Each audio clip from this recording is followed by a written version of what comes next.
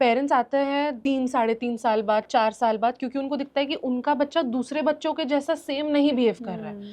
पर जबकि वो चीज़ें उनको 1.5 साल में ही दिखनी चालू हो जाती है। जब मैं उनका हिस्ट्री पूछती हूँ कि आपका बच्चा 1 साल की उम्र में ये सब कर रहा था क्या, तो बोलते नहीं मैम ये सब तो नहीं कर रहा था, बट हमें घर वालों ने बोला कि नहीं आ जाएगा। And the second struggle that we have is phones, जो हमारे पेरेंट्स सुनते ही नहीं है कि उन्हें सिर्फ फोन्स देते ही रहना है हमारे बच्चों को। What happens is they give 12 hours of screen time. Mom working है, डैड वर्किंग है, न्यूक्लियर फैमिलीज है, कोई है नहीं देखने के लिए, बच्चे को 12-12 घंटा स्क्रीन टाइम चालू रहता है, because of which a lot of brain, there's a lot of brain damage due to screen. If you see Cocomelon na, it is research has shown Cocomelon is very harmful for our children. Any child, Cocomelon should be banned ideally, but it is a very harmful stimulus for the child, जिससे brain damage होता है.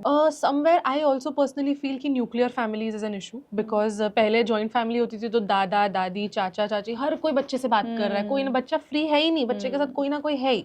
तो अभी क्या हो गया, mom dad रहते हैं, वो भी अपने लाइफ में बिजी है, बच्चा फोन दे दिया है, स्पीच आ ही नहीं रही है, तो जब इंटरेक्शन ही नहीं है तो बच्चे को सोशल इंटरेक्शन में तकलीफ तो होने ही वाली है ना. मैं उनको सामने से ऐसे टूटते हुए देखती हूँ कि उनको जब बोलना पड़ता है मुझे कि द किड हैज ऑटिज्म, उनको ऐसा लगता है कि खत्म, दुनिया ही खत्म हो गई है. But then you have to sit them down, talk to them कि autism is not a disease, कोई बीमारी नहीं है, इट्स जस्ट अ लाइफस्टाइल, कि उनकी लाइफस्टाइल हमसे थोड़ी सी अलग रहेगी. तो मैं तो चाहूंगी कि all these parents should just know this कि थेरेपीज लीजिए टाइम पर, वर्क ऑन देम, एंड उनकी लाइफस्टाइल थोड़ी अलग है, उसको बस एक्सेप्ट करो. माइंडसेट की बात है सब. Usually what happens is schools are not very much accepting towards these children. जैसे ही मेडिकल रिपोर्ट सबमिट होती है स्कूल में एडमिशन फॉर्म के साथ कि नहीं मेरे बच्चे को ASD है, तो school authorities immediately start denying कि नहीं हमें ये बच्चे को एडमिशन नहीं देना, या फिर अगर हमें एडमिशन देना भी है तो हम उसको एक स्पेशल क्लास में रखेंगे जहाँ पे दूसरे बच्चे भी रहते हैं. सो वो जो एक्सेप्टेंस है हमारे टीचर्स में वो थोड़ा नहीं आ पाता है, क्योंकि they are not that trained. So I think that is also a challenge. We have personally trained, we have had training sessions also for preschool teachers. So that has really helped a few preschools. बच्चा tantrum करता है तो वो तुम्हें तकलीफ देने के लिए नहीं कर रहा है, बच्चा टैंट्रम इसलिए करता है क्योंकि वो खुद तकलीफ में है. अगर हम वो चीज़ नहीं समझेंगे तब तक हमें गुस्सा आता ही रहेगा. शायद फिर हम हाथ उठाए हमारे बच्चे पे, शायद फिर हम फ्रस्ट्रेट हो, फिर बच्चा फ्रस्ट्रेट हो. There are so many things that will happen, फिर वो एक लूप बन जाता है और हम जितना मारेंगे वो बच्चे को और ढीठ होता जाता है. So that will keep happening, then there is no way you stop this. तुम बोलते हो बच्चे को कि नहीं यू आर एम्बैरेसिंग मी, तुम देखो क्या कर रहे हो, देखो वो वाला बच्चा कितना शांति से बैठा है. तुम जब ये सब चीज़ें जब एक बच्चे को बोलते हो ना, वो मेंटली काफ़ी असर कर जाती है उन पे, कि उन्हें लगता है कि आई एम नॉट गुड इनफ, कि मेरे मॉम डैड मुझे दूसरे बच्चे से कंपेयर कर रहे हैं, तो मतलब वो मेरे से खुश नहीं है. तो जब हम ये सब चीज़ें उनको ज़्यादा से ज़्यादा बोलना चालू करते हैं ना, it really creates an impact on them, और ज़्यादा वो चीज़ें करना चालू कर देते हैं. जैसे फॉर एग्जाम्पल आप हैं, आप अपनी पूरी लाइफ आप कुछ नहीं कर रहे हो, ठीक है, आप बस बैठे हो घर पे, पेरेंट आता है, you eat food with them, they go, you are just sitting, what will you do? Mobile पे ध्यान जाएगा, फिर शायद कुछ और चीज़ों पे ध्यान जाएगा, चिड़चिड़ होगी. वही इसलिए हमारे बच्चों में जो चिड़चिड़ वाला चालू होता है, हेड बैंगिंग चालू होता है, क्यों? फ्रस्ट्रेशन नहीं है कुछ करने के लिए. 24 घंटे हमारे पास जहाँ पे हम कुछ नहीं कर रहे, हमारे लाइफ में कोई पर्पस नहीं है. The parenting tip that I will give is give them a purpose, give them a play time. So tell me, therapies करते हो, मतलब एक्चुअल में क्या करते हो इन थेरेपीज के अंदर? आप कपड़ा लेके सब पोंछते ही जाओगे, या फिर अगर बच्चा कुछ गिरा देता है तो आपको वो साफ करने में आलस है, तो आप वो चीज़ नहीं करने दे रहे हो बच्चे को. नहीं, 10 बार करने दो, 10 बार पोछा मारो, क्या हो गया? Let him do what he wants to. Cerebral palsy is non-progressive neuromotor disorder. मतलब एकदम सिंपल वर्ड्स में अगर मैं बोलती हूँ तो एक part of the brain usually during birth damage हो जाता है. Usually high salt, high sugar diet is a big no for children, because obviously till 5 years the brain is not developed. Okay, 5 years के बाद adult brain जितना development almost हो जाता है 5 to 6 years. उसके बाद may be those foods are still acceptable. Cakes, biscuits, waffles, बहुत ज़्यादा high sugar and high salt diet अगर हम हमारे बच्चों को देते हैं, it really affects the nervous system of the child. It really increases the hyperactivity of the child. तो अगर मैं एक लेस का पैकेट खाती हूँ, मेरे को एक लेस का पैकेट का असर होएगा, बट अगर वो बच्चा एक लेस का पैकेट तो उसको 3 लेस के पैकेट का असर होएगा. एक आइसक्रीम खाती हूँ, उनको 3 आइसक्रीम का असर. तो imagine the amount of sugar 3 ice cream देता है. और हम अभी देख भी रहे हैं कि हम अपने बच्चों को बहुत ज्यादा पैकेज्ड फूड दे रहे हैं. बॉर्नविटा हो गया, factory, yes. yeah, Bonvita and all those things which are not actually needed for Not the at all. growth of your child. Not the food that you eat, it determines the behavior of the child. कि आप जितना ज़्यादा sugar दोगे, जितना ज़्यादा मतलब chocolate drinking powders या फिर आप ये सब जितना देंगे ना, उसकी वजह से उतना एंगर इश्यूज आने वाले हैं बच्चों में, उतना फ्रस्ट्रेशन बढ़ता है बच्चों में, उतना इम्पेशेंस आता है बच्चों में. मतलब मेरे पास माँ बाप आते हैं, बोलते हैं मैम कोविड था, कुछ करने के लिए नहीं था, 16 आवर्स ऑफ स्क्रीन टाइम बच्चे को था. तो मैं 16 घंटे, यस, 12 आवर्स, 16 आवर्स, 9 आवर्स, इतना ज़्यादा टाइम बच्चे को स्क्रीन दे दिया जाता है कि उसके बाद बच्चे को नीड ही नहीं एक्सप्लोर करने की.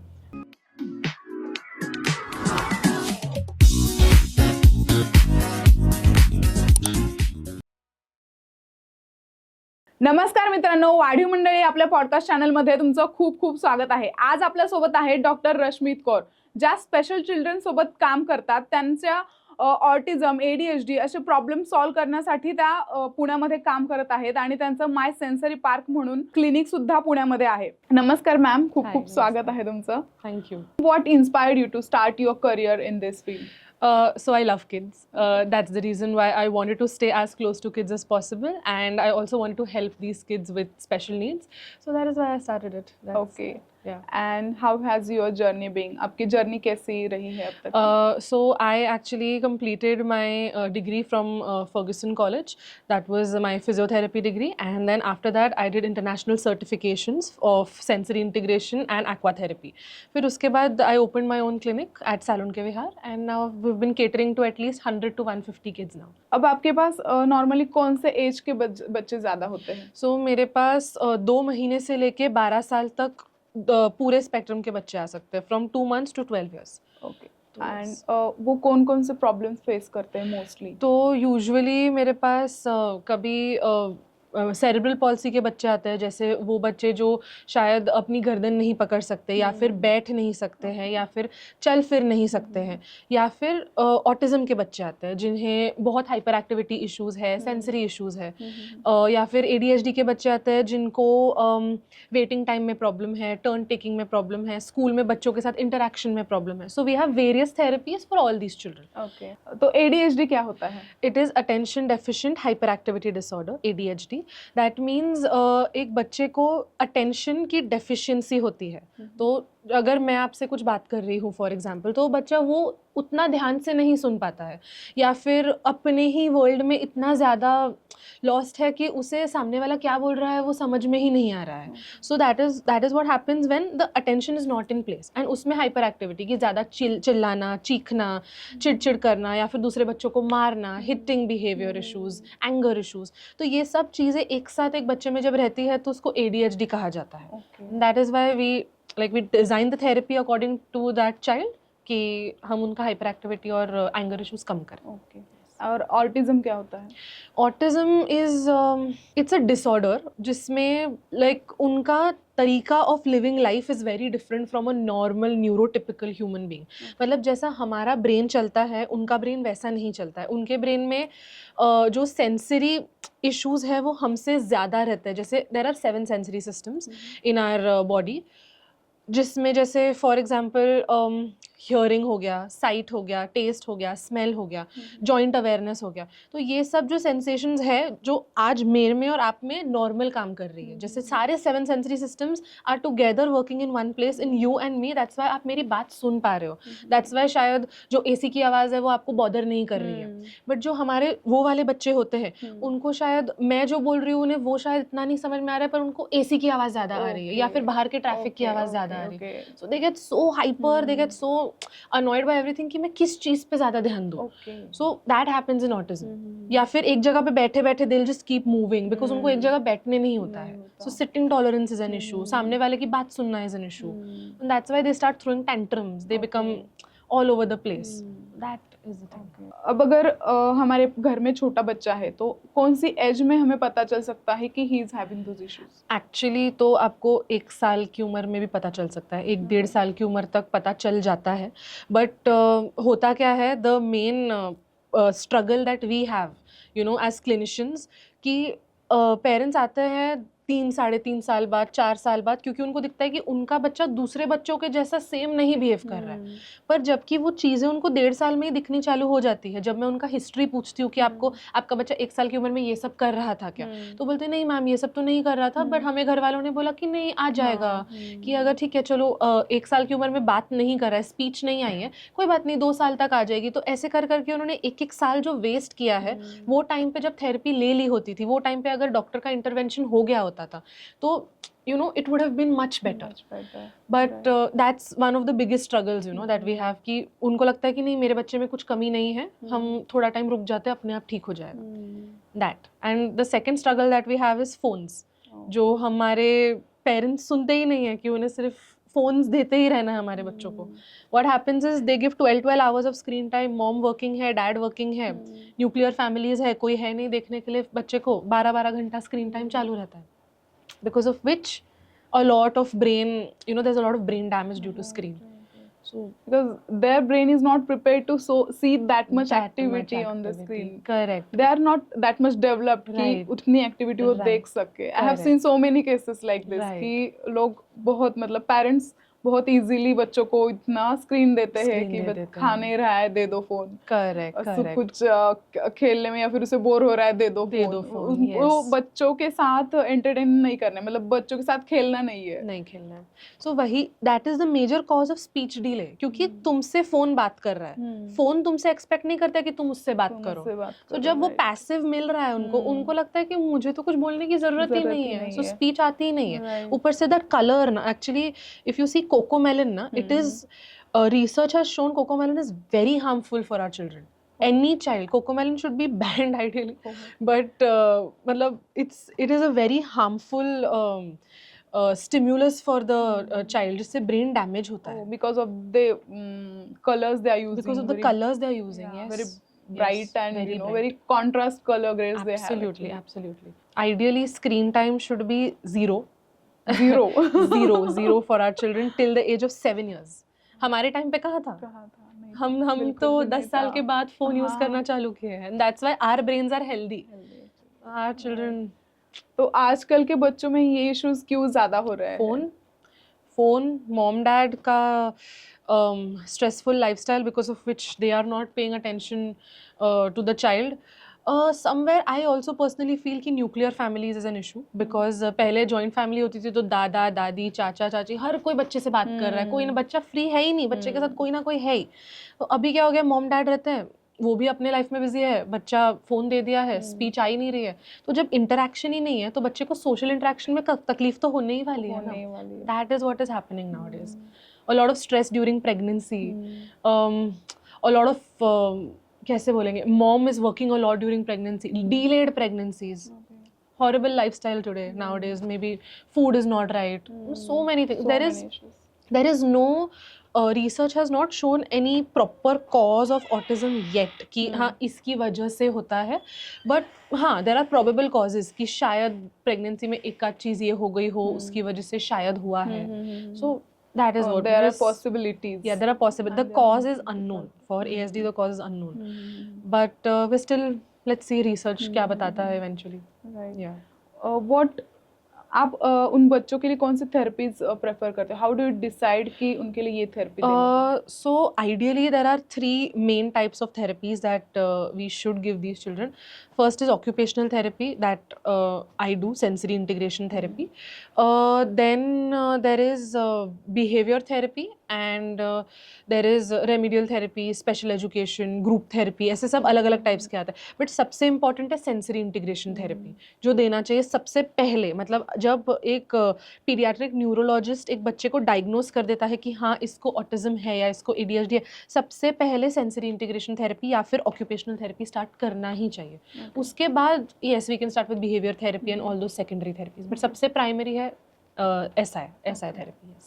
पेरेंट्स का रिएक्शन कैसे होता है जब उनको पता चलता है कि their kid has been diagnosed with this? So nowadays I will tell you, so पहले बोलते थे कि हाँ मतलब डॉक्टर के बाद आते थे मेरे पास जैसे बच्चे, but nowadays what's happening is thank God the awareness has started increasing so much that first hand मेरे पास आने लग गए हैं बच्चे कि पेरेंट्स को जैसे ही लगता है कि हाँ कुछ तो इशू है, एक डेवलपमेंटल थेरेपिस्ट के पास जाएंगे, तो वो Okay. पहले डॉक्टर के पास नहीं, अभी पहले मेरे पास ही आना चालू किया है Okay. बच्चों ने, which is a very good thing Good because वो टाइम नहीं वेस्ट हो रहा है उनका. Right, right. So when they come, the first reaction that they have is they get shocked. मैं उनको सामने से ऐसे टूटते हुए देखती हूँ कि उनको जब बोलना पड़ता है मुझे कि द किड हैज़ ऑटिज्म, उनको ऐसा लगता है कि ख़त्म, दुनिया ही ख़त्म हो गई है. But then you have to sit them down, talk to them कि autism is not a disease, कोई बीमारी नहीं है, इट्स जस्ट अ लाइफस्टाइल, कि उनकी लाइफस्टाइल हमसे थोड़ी सी अलग रहेगी.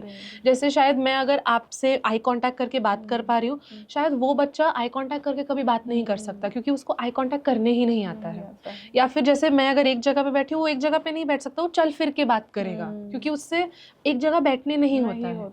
So certain things we'll have to change, but he can thrive, he can live, we can have that inclusion of that child in the society. तो वो हमारे माँ बाप वो समझ नहीं पाते, उनको ऐसा लगता है कि नहीं खत्म, माय किड इज तो mentally retarded.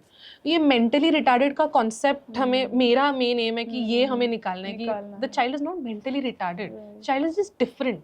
So don't call them disabled, call them differently abled, Yeah, right. That's what. That makes a lot of difference actually, because जब उस बच्चे को पता चलेगा when he grows up कि my parents treated me like this, and even if ये disease भी नहीं है, correct, still their mentality was like this कि but गलती नहीं है उनकी, वो भी एकदम से, because autism जैसे एक इम्प्रेशन बनाया हुआ है कि ऑटिज्म के बच्चे ऐसे होते हैं या फिर बहुत हाइपर होते हैं या ऑल ओवर द प्लेस होते हैं. That is true. I'm not saying it's not. But this is only severe cases. Mild cases वाले बच्चे ना स्कूल जा सकते हैं, नॉर्मल बच्चों के बीच में बैठ सकते हैं, एग्जाम्स दे सकते हैं.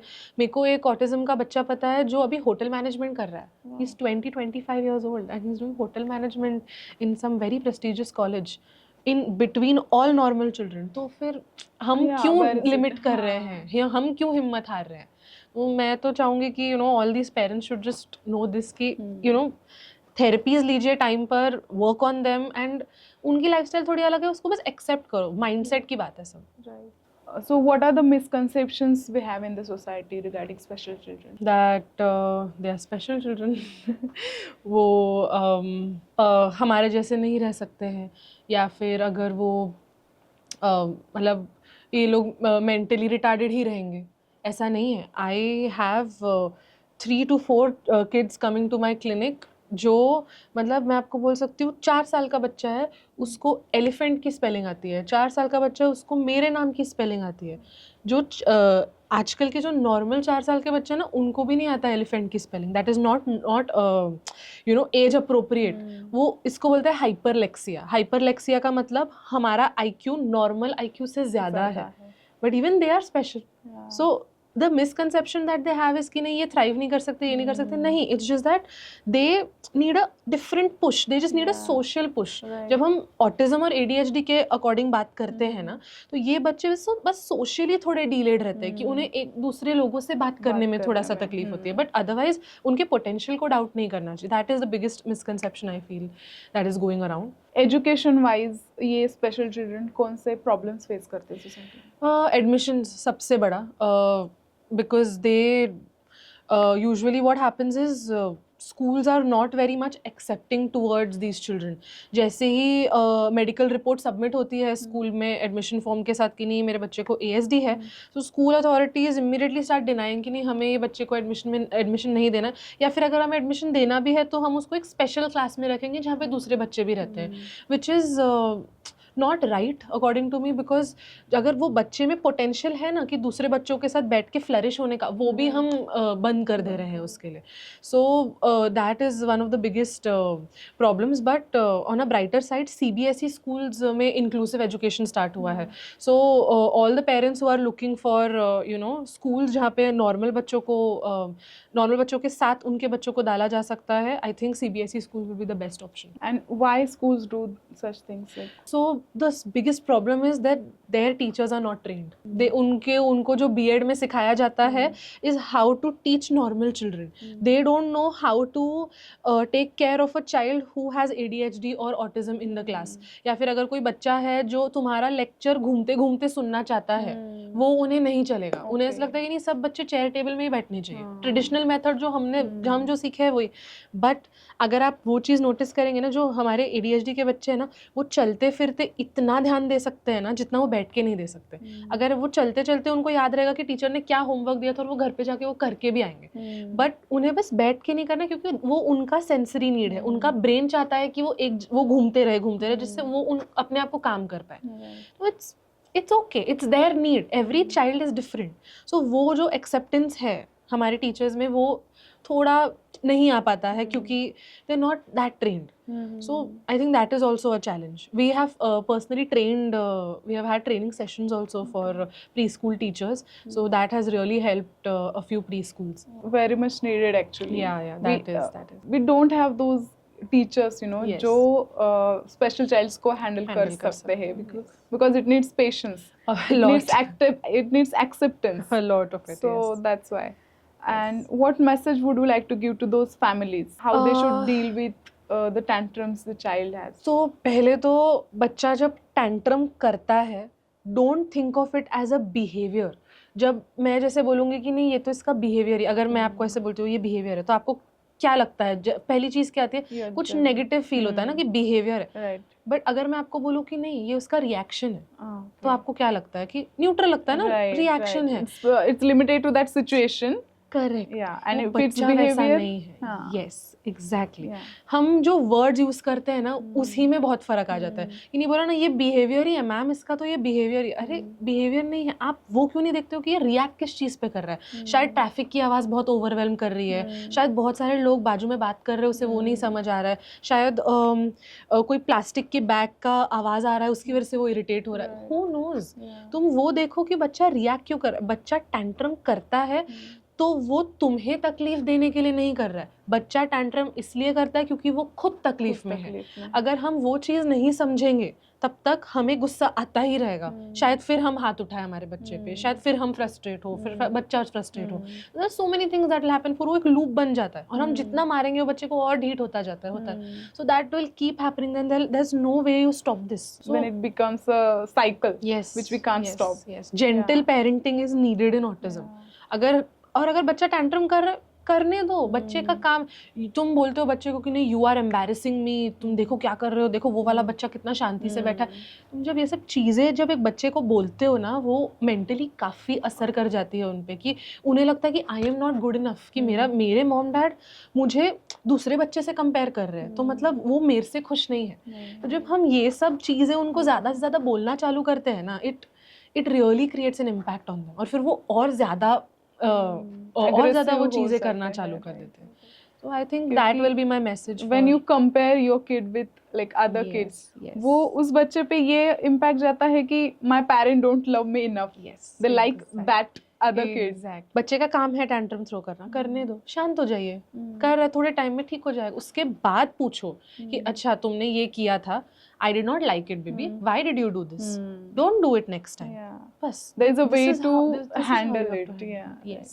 That'll be my message for parents. What parenting tip you can give? I think patience, a lot of patience, and जितना हो सके बच्चे को busy रखना, like with sensory issues especially. एक routine setup करना बच्चे का. अगर जैसे for example जैसे आप हैं, आप अपनी पूरी लाइफ आप कुछ नहीं कर रहे हो, ठीक है, आप बस बैठे हो घर पे, पेरेंट आता है, you eat food with them, they go, you are just sitting, what will you do? Mobile पे ध्यान जाएगा, फिर शायद कुछ और चीज़ों पे ध्यान जाएगा, चिड़चिड़ होगी. वही इसलिए हमारे बच्चों में जो चिड़चिड़ वाला चालू होता है, हेड बैंगिंग चालू होता है. क्यों होता है? फ्रस्ट्रेशन नहीं है कुछ करने के लिए. 24 घंटे हमारे पास जहाँ पे हम कुछ नहीं कर रहे, हमारे लाइफ में कोई पर्पस नहीं है. The parenting tip that I will give is give them a purpose, give them a play time. And play time मतलब ऐसे नहीं कि सिर्फ टॉय को पकड़ा फेंक दिया, ऐसे लिया कोई चीज़ को उठा के फेंक. That is not play. Purposeful play कि हाँ मैं किचन सेट खेल रही हूँ या फिर मैं सुपरमैन बन के मम्मी की चुन्नी लेके I am doing something, that is play, that is the Engagement. Child, yes Yeah. That is the child's occupation. जैसे मेरा ऑक्यूपेशन है कि मैं थेरेपिस्ट हूँ, आपका ऑक्यूपेशन है कि आप कंटेंट क्रिएटर, तो उनका क्या पर्पस है लाइफ में? Right. वो अगर 3 साल जिए, उनके पूरे 3 साल उन्होंने कुछ नहीं किया, कुछ नहीं किया. हम बस बोलते नहीं बच्चा है पढ़े रहना, अरे ऐसा नहीं है, ऐसे नहीं है. that's what they have to go for classes, they should go for daycare, sensory play activities, therapies, everything. They should have some have- engagement. Yes, they should have a in their routine. lifetime. Yeah, and Yes. a routine. Right. So that I would suggest parents की routine होना चाहिए. And diet, sugar बिल्कुल नहीं दे सकते हम हमारे बच्चों को, because sugar से जो sugar rush आता है, it causes hyperactivity. We'll come to the diet after therapies. So tell me, therapies करते हो मतलब actual में क्या करते हो इन therapies के अंदर? Play. Therapy is play. मतलब जैसे इन बच्चों को फॉर एग्जाम्पल प्ले ही नहीं आता है, दे कम विद दिस थिंग कि मैम पूरा दिन बस बैठा रहेगा, चीज़ें फेंकता रहता है, सिर्फ फेंकता रहता है, कोई पर्पस ही नहीं है, या फिर कोई भी चीज़ को स्क्रैच करेगा, पंच करेगा, हेयर पुलिंग करेगा, क्योंकि उसको प्ले में कभी इंगेज ही नहीं किया है, वो एक्सपोजर ही कभी नहीं मिला.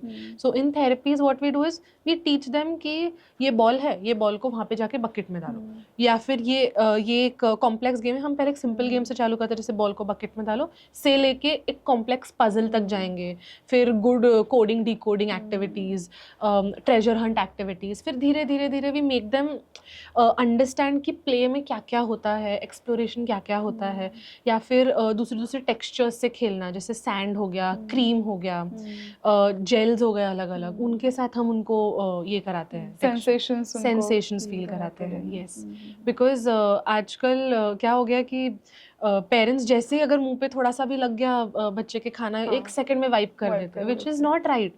जब अगर आप देखोगे हमारे टाइम पे, मतलब हमारे तो बचपन के फोटोज में ऐसे रहेगा कि पूरा खिचड़ी लगी है, कपड़े गंदा है, that is the milestone. The child has to do messy play to get out of that milestone. Messy play अगर नहीं करेगा बच्चा खुद से, तो वो उस milestone से आगे कैसे बढ़ेगा? आप कपड़ा लेके सब पोंछते ही जाओगे, या फिर अगर बच्चा कुछ गिरा देता है तो आपको वो साफ करने में आलस है, तो आप वो चीज़ नहीं करने दे रहे हो बच्चे को. नहीं, 10 बार करने दो, 10 बार पोछा मारो, क्या हो गया? Let him do what he wants to.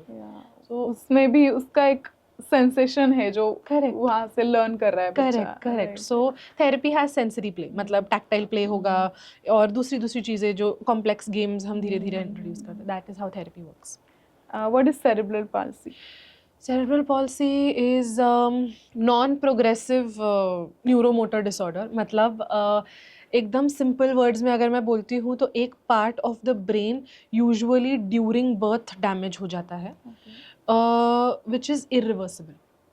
Okay, and उसके बहुत सारे कॉजेज़ हो सकते हैं, जैसे डीलेड लेबर, अगर लेबर में माँ बहुत ज़्यादा घंटों तक है जिसकी वजह से बच्चे के ब्रेन में ऑक्सीजन नहीं गया है, या फिर अगर बच्चा पैदा होते ही अगर उसको एक सीजर अटैक आ गया फॉर एग्जांपल, या फिर बच्चे को जॉन्डिस हुआ और वो बिलिरुबिन लेवल्स इतने ज़्यादा हाई हो गए कि वो बिलिरुबिन ब्रेन में जाके डैमेज कर दिया ब्रेन को.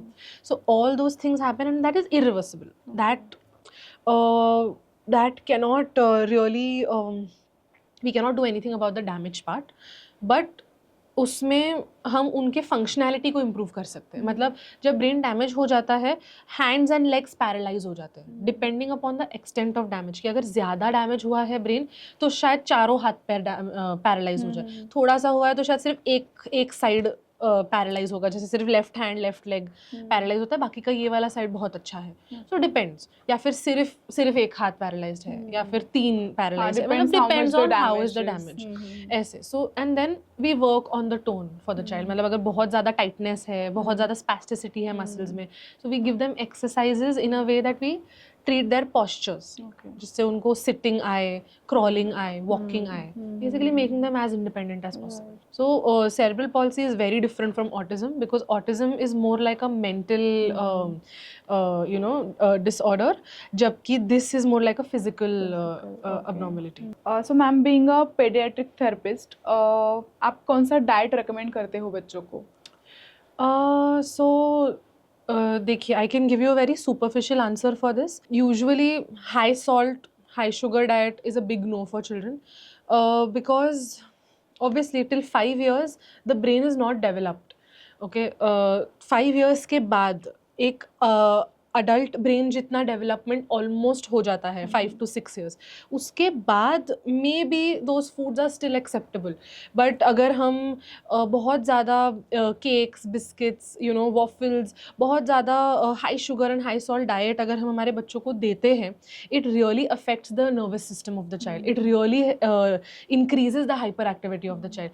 एक चीज़ मैं चाहूँगी मेरे पेरेंट्स को कि ये चीज़ आप हमेशा याद रखिए कि अगर आप एक लेस का पैकेट बच्चे को देते हो, ऑलवेज रिमेंबर कि उसका असर will be equal to 3 Lay's का पैकेट, क्योंकि बच्चे का size is smaller, right, and our size is like we are bigger than the child. तो अगर मैं एक लेस का पैकेट खाती हूँ, मेरे को एक लेस का पैकेट का असर होएगा.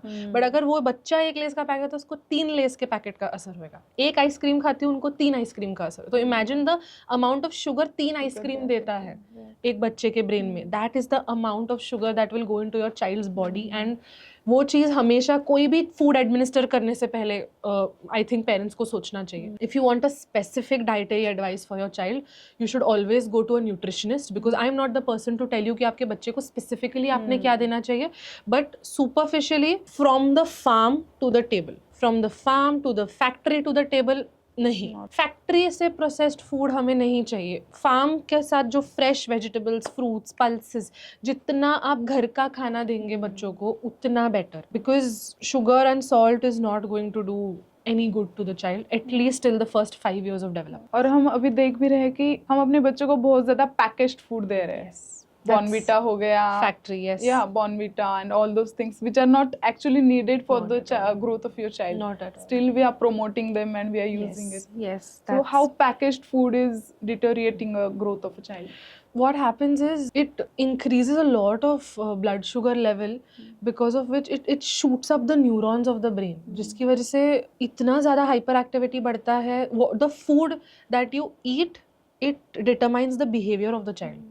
कि आप जितना ज़्यादा शुगर दोगे, जितना ज़्यादा मतलब चॉकलेट ड्रिंकिंग पाउडर्स या फिर आप ये सब जितना देंगे ना, उसकी वजह से उतना एंगर इश्यूज आने वाले हैं बच्चों में, उतना फ्रस्ट्रेशन बढ़ता है बच्चों में, उतना इम्पेशेंस आता है बच्चों में.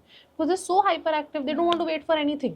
और अगर उनको वो चीज़ नहीं मिलती है, then anger, that's how the cycle starts. Yeah, then the cycle starts. Yeah, and cold drinks and all, drinks. it's a Yeah. big no, big no. I was about to come to cold drinks, and again this is the diet we take, like this is a food diet, and again another is a content diet we have because of the screen time. Right, that is also an issue. Yeah. तो वो दोनों चीज़ें एक साथ आती है. और फिर एक आजकल एक नया ये आया है, वर्चुअल ऑटिज्म. वर्चुअल ऑटिज्म, जो ऑटिज्म है वो तो मतलब जो बच्चों में हो रहा है, जैसे we spoke about it, that's something called as virtual autism. Virtual autism is something जो सिर्फ वर्चुअली हो रहा है बच्चों को, स्क्रीन की वजह से. मतलब मेरे पास माँ बाप आते हैं, बोलते हैं मैम कोविड था, कुछ करने के लिए नहीं था, 16 आवर्स ऑफ स्क्रीन टाइम बच्चे को था. तो मैं ऐसे 16 घंटे, यस, 12 आवर्स, 16 आवर्स, 9 आवर्स, ऐसे इतने घंटे, ऐसे इतना ज़्यादा टाइम बच्चे को स्क्रीन दे दिया जाता है कि उसके बाद बच्चे को नीड ही नहीं है एक्सप्लोर करने की. और वो इतना वो ब्रेन को इम्पैक्ट करता है. Imagine every day you are sitting in front of the screen for 12 hours, 16 hours, and उसके बाद क्या होगा तुम्हारे ब्रेन को?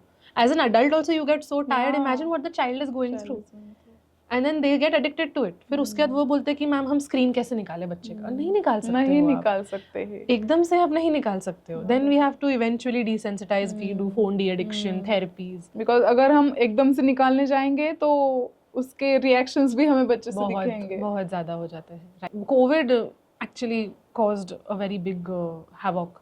मतलब बहुत सारे बच्चों को पोस्ट कोविड वर्चुअल ऑटिज्म बहुत ज़्यादा आया है. तो मैम सोसाइटी में कौन से चेंजेस आने ज़रूरी है जिससे हम इन बच्चों को इजीली एक्सेप्ट कर सकें? I think this should start right from childhood. मतलब schools have to include these children. जितना ये बच्चों को इंक्लूसिविटी मिलेगी, उतना ज़्यादा न्यूरोटिपिकल बच्चे भी ये न्यूरो एटिपिकल बच्चों को ज़्यादा तरीके से इंक्लूड कर सकेंगे. दे विल फील कि हाँ, लाइक ये बच्चा मेरे से अलग है तो क्या हुआ. मतलब यू नो, वो while growing up with these children they will become better adults in the society. क्योंकि जब हम जैसे अभी अगर हम जैसे अडल्ट्स हैं जो इन बच्चों को या इस पॉपुलेशन के साथ ज़्यादा नहीं रहते हैं, जब आप ऐसे पॉपुलेशन को देखते हो तो आप एकदम से you might start feeling uncomfortable कि अरे अभी इससे मैं कैसे बात करूँ, या फिर अरे मैं इसको इंक्लूड कैसे करूँ. अगर ये चीज़ हम एकदम अर्ली स्टेज से चालू करते हैं, राइट फ्रॉम स्कूलिंग एरा की, हाँ ऑटिज्म वाले बच्चे भी नॉर्मल बच्चों के साथ है, एंड इसमें कोई खराबी नहीं है. उल्टा they will also grow, they will also learn from kids with autism, and they will also learn from normal kids कि हाँ हमें कैसे थ्राइव करना है एक सोसाइटी में. So I think inclusivity should start right from childhood. And what is your broad term vision? I think eventually employment opportunities for these people as much as possible. We're working on that. Let's see. Hopefully, one day we're able to create a lot of jobs for people with autism. कि उनका एक बार graduation and जो भी चीज़ें education उन्होंने achieve कर लिया है एक point के बाद, after I just want to make setups or help people make setups जो autism friendly हो, जिसमें शायद IT में काम कर पाए easily people with autism, या फिर होटल मैनेजमेंट में, या जो भी fields उनके लिए better हो. So maybe making setups which are autism friendly will be my broad term vision. Thank you so much for coming, Thank you ma'am. so much. It was very nice to talk with you. Thank you so much. Yes.